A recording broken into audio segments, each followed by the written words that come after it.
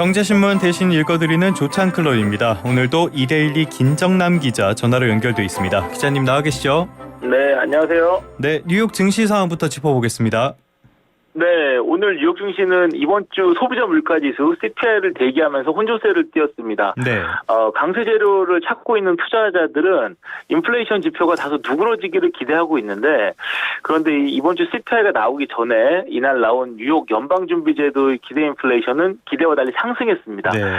1년 기대 인플레이션 중간값이 3.3%로 나왔는데 이건 이전의 3.0%보다 높아진 것입니다. 네.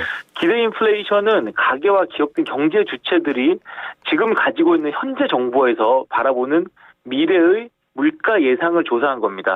그러니까 CPI나 PPI, PCE 같은 이런 주요 물가 지표들이 지나간 과거를 조사한 것이라면 기대 인플레이션은 다가올 미래를 예측하는 것이어서 또 다른 의미에서 매우 중요하다고 할 수 있습니다. 이로 인해서 다우지수는 9거래일 만에 한 0.21% 하락했고요. S&P 500 지수는 0.02% 떨어졌습니다. 반대로 나스닥 지수는 0.29% 올랐습니다.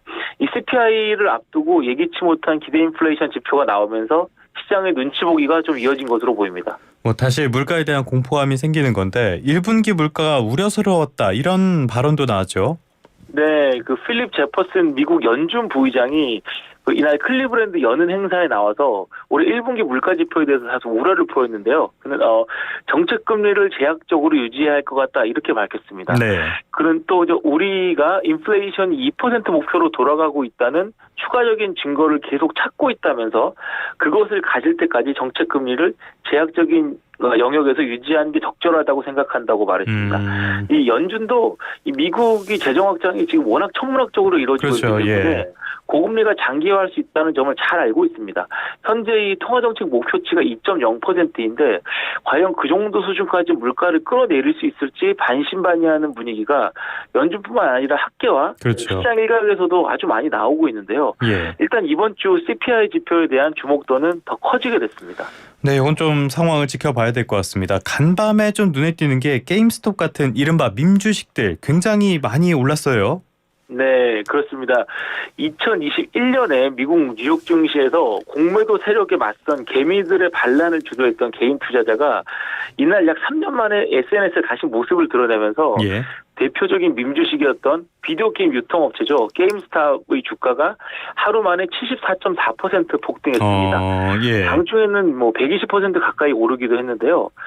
2021년에 주식 토론방이죠. 레딧하고 유튜브 채널을 통해서 게임스톱 매수 운동을 펼쳤던 키스질이 오늘 상체를 약간 앞으로 숙이면서 앞을 노려보는 듯한 이미지를 올렸고요. 그 이후에 연달아 앞으로 바쁜 몇 주가 될 거야 등등의 언급을 한 동영상들을 별다른 이유 없이 그냥 계속 올렸는데요. 이를 두고서 이제 게임스톱 사태가 다시 일어나는 것 아니냐 나오는 말이 이제 시장에서 좀 나왔던 겁니다. 또 다른 밈 주식으로 꼽히죠. 영화관 체인인데 AMC 주식 역시 한 78.4% 급증했습니다. 오늘 좀 시장에서 인플레이션 우려가 좀 나왔는데 밈 주식이 좀 예기치 못하게 갑자기 폭등하면서 장 초반에 뉴욕 증시 전반은 상승세를 타기도 했습니다. 이 밈 주식 같은 경우는 2021년에도 좀 길게 이어졌던 기억이 있어서 폭등과 폭락을 이어갈지 한번 지켜봐야 될 것 같습니다. 알겠습니다. 이거는 투자라기보다는 도박에 가까우니까 밈주식 이런 것들은 정말 조심해서 접근하시는 게 좋을 것 같습니다. 다음 주제로 가보겠습니다. 오늘 홍콩 주가 연계증권 그러니까 ELS 관련해서 불안전 판매에 대한 배상 비율 금감원에서 발표한다고요? 네, 그렇습니다. KB국민은행, 금감원은 오늘 KB국민은행이나 신한, 하나, 농협, SC제일은행 같은 이런 주요 판매사 5곳에 대한 홍콩 ELS 불안전 판매에 대한 대표 사례 분조위를 어제 개최했습니다.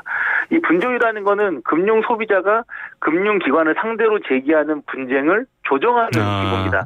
이 양측의 분쟁이 이제 소송까지 이어지지 않도록 원만한 합의를 유도해서 분쟁을 해결할 수 있도록 돕는 역할을 하는데 이번 분조회에서는 금감원이 제시한 분쟁 조정안을 기반으로 해서 구체적인 피해 사례에 대해 배상 비율을 산정했습니다. 분조의 결과가 나오면은 이 홍콩 ELS 배상 기준이 한층 좀 더 명확해지면서 은행권이 배상도 속도를 낼 것으로 기대됩니다. 금감원이 오늘 아마 이 내용을 발표할 것 같습니다. 발표할 거라고 말씀하셨는데 어떤 내용이 담길 걸로 예상이 됩니까? 네, 금융권에서는 이번 분조회사 대표 사례에 대해서 한 30에서 60% 범위에서 배상 비율을 정하지 않을까라는 관측이 나옵니다. 금감원이 분조회 대상 대표 사례에 대해서 한 기본 배상 비율 20에서 30%를 책정을 하고 사례별로 판매사와 투자자별로 고려 요소를 더해서 예. 최종적으로 비율을 정할 수 있다는 것인데요. 다만 이번에 이제 배상 비율이 나오더라도 투자자들과의 이견이 좁혀질 수는 네. 여전히 미지수입니다.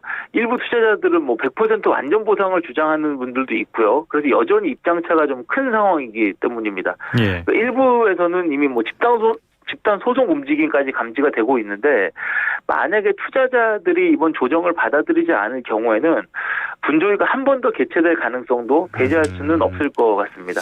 법조계 얘기를 들어보니까 일각에서는 뭐 소송 비용이나 승소 가능성 이런 걸 고려했을 때 조정안을 수용하는 게 좋다고 이렇게 이야기도 하던데요. 이 내용도 한번 지켜보도록 하겠습니다. 마지막 소식입니다. 어제 카카오톡 국민 메신저죠. 6분 동안 또 멈췄다고요. 네, 말 그대로 뭐 국민 앱이죠. 어제 오후에 한 1시 44분부터 한 6분 정도 카카오톡 메시지 수신 발신과 PC 로그인 등에서 일부 장애가 발생했습니다. 예. 사실 그 시간이면 저도 이제 어제 점심 시간 후에 보통 이제 오후 업무 보고 때문에 굉장히 좀 바쁜 시간인데 네네. 몇몇이 문서와 메시지가 가지 않아서 뭐 와이파이에 좀 문제가 있나 이렇게 살펴봤는데 그렇지는 않았던 걸로 기억이 납니다. 굉장히 당황했었는데 카카오톡은 뭐 즉시 복구를 완료했다라고 밝혔습니다. 예. 지난 2022년 10월에 그 판교 데이터 센터에 화재가 발생했을 당시에는 서비스 완전 복구에 무려 127시간이 걸렸던 기억 때문에 아마 그렇죠. 어제 모두들 이제 가슴을 좀 쓸어내렸을 것으로 보이는데요. 이번에는 아마 불과 6분 만에 복구를 완료했습니다. 카카오톡은 그때 판교 사태 이후에 이제 서비스 안정성을 강화하기 위해서 데이터 전력 공급 등의 작업을 이중화했고요. 예. 보안 관련 투자액도 지속적으로 늘리고 있습니다. 판교 화재 때는 저도 현장에 가 있었는데 굉장히 오래 걸려서 일하기도 어려웠던 기억이 나네요. 그래도 이번엔 6분이면 큰 피해는 없었을 것 같은데 이런 카카오톡 오류 같은 것들 원천적으로 봉쇄할 방법이 없는 건가요? 네, 아무래도 이 웹 서비스는 언제든 장애가 있을 수 있고 예. 100% 안정성이라는 것은 존재하지 않는다는 게 업계의 설명이긴 합니다. 예. 결국은 모든 장애 상황에 대처할 수는 없기 때문에 일시적으로 일어난 오류를 얼마나 빨리 복구하는지가 더 중요해 보입니다. 그런데 한편으로는 생각해보면 카카오톡은 사실 이제 모든 국민들이 사용하는 앱이잖아요. 그렇죠. 그러니까 더 철저한 대비가 필요하지 않냐라는 의견도 좀 나오고 있는 것 같습니다. 6분 만에 끝내서 다행이긴 한데 그래도 이런 일이 없었으면 좋겠습니다. 오늘 조찬 클럽은 여기까지 하겠습니다. 지금까지 이데일리의 김정남 기자와 함께했습니다. 오늘 말씀 고맙습니다. 네, 감사합니다.